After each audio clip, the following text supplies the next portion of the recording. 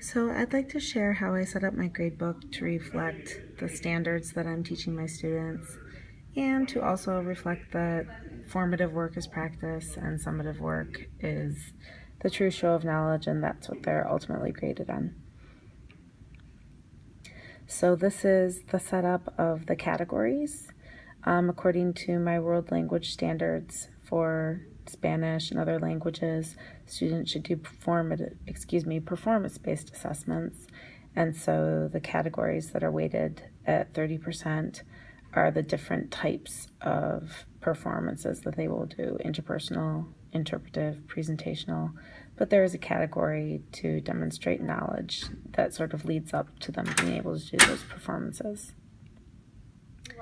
And then this is a gradebook for a level 4 class.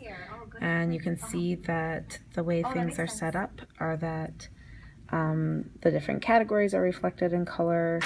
And then the things that are sort of grayed out, those are just things that are offering feedback for students. So what they're doing is tracked to see if they're,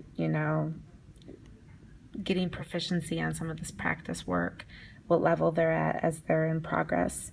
The things that are not grayed out or, more vivid colors, those are the actual tests and things that are actually being graded. And that's just simply checking or unchecking a box on PowerSchool that says you want it to count toward the final grade. So here's the way that things are tracked by standard. I write my standards so that they are ICANN statements and then name them, target 1 through whatever. And in this particular lesson, in this particular assignment, they were actually teaching an elementary lesson, and we have some community standards that ask them to provide services to the community.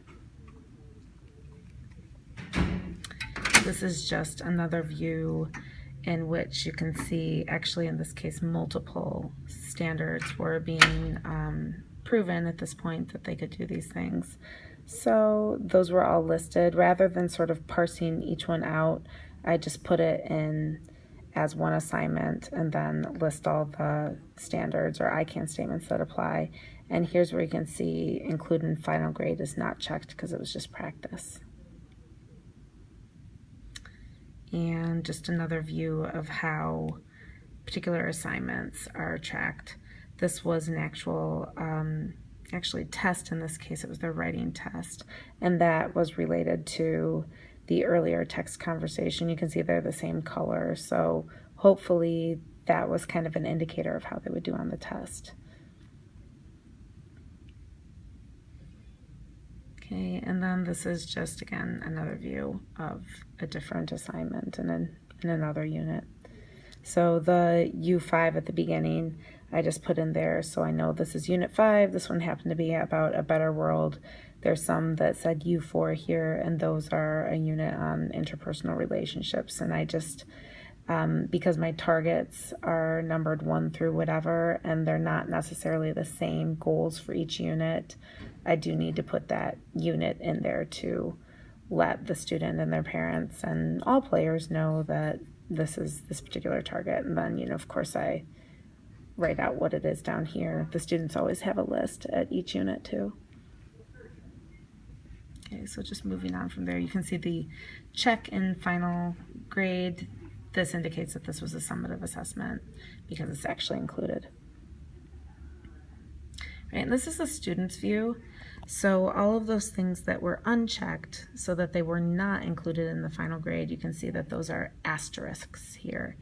And what I have done for that is that, they get a proficiency score of how they're doing on that practice. 1 means they're a beginner, 2 means they're okay, 3 is like they're meeting expectation, and 4 would be they're above what I would expect them to be able to do. Some of the assignments are like a 2 out of 2, and that's just indicating all I really had time was to see if it was done or not. So the students and their parents know to ignore the letter grades on those assignments that have an asterisk because the 3 out of 4 is not actually a C. So that's something that they're informed of and sign off on kind of at the beginning of the year. right? And then this is just kind of the key for, this asterisk shows them that the assignment's not included in the final grade, and there's some things that maybe just are collected but not actually given feedback on, and so on and so forth. Okay, and this again is the student's view on PowerSchool, something that they can see when they actually click on the assignment. So if I were to go back, all of these assignments that are in blue, they can click on, and they can find out more information. All these numbers over here, they can click on and find out some personal comments. So as they click on to the assignment, it'll tell them which targets it actually, was leading towards, and the goals that they met by completing it.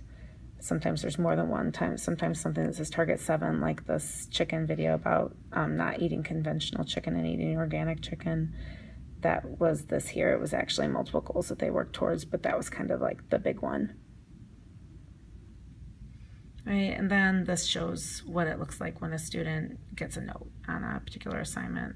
That's the assignment name, and then I gave them some information. And sometimes I'll take things that are straight off rubrics and give them feedback right on there and put it in PowerSchool, so theoretically their parents can check it too. And that is that. That's how my gradebook's set up. It's kind of a hybrid of, standards-based grading,